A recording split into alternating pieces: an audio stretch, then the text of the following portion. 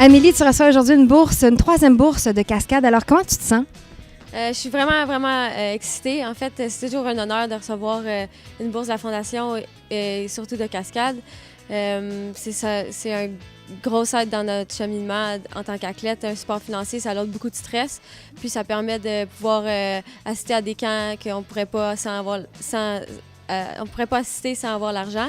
Puis moi, ça va me permettre de voyager cette année, aller faire des courses de la série de Coupe du Monde un peu partout en Europe et un peu partout dans le monde. Donc, c'est toujours vraiment apprécié. Ouais.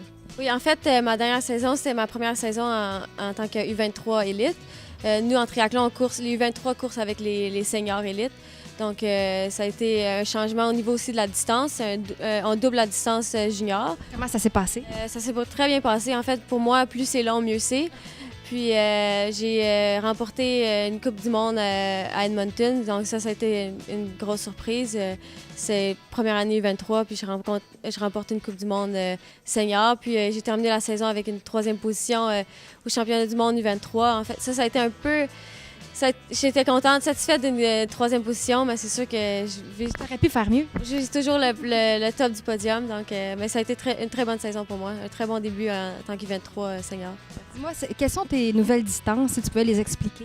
En fait, une distance sprint, ça c'est la distance junior, qui est 750 mètres de nage, 20 km de vélo et puis 5 km de course. En senior U23, on double la distance, donc 1,5 km de nage, 40 km de vélo et 10 km de course. En fait, c'est quand même assez facile pour moi. Je fais du triathlon depuis que j'ai 8 ans, donc j'ai grandi en conciliant les études et le sport.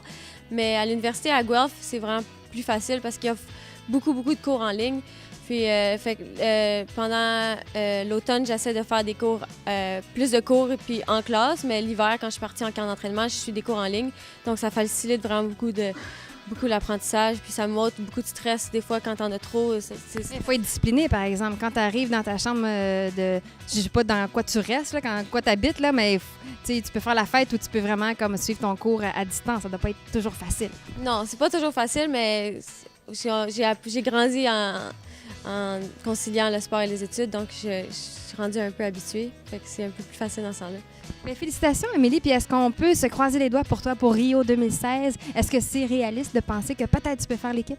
Oui, définitivement. Rio 2016, c'est vraiment l'objectif. Puis la qualification olympique pour nous a commencé déjà en mai.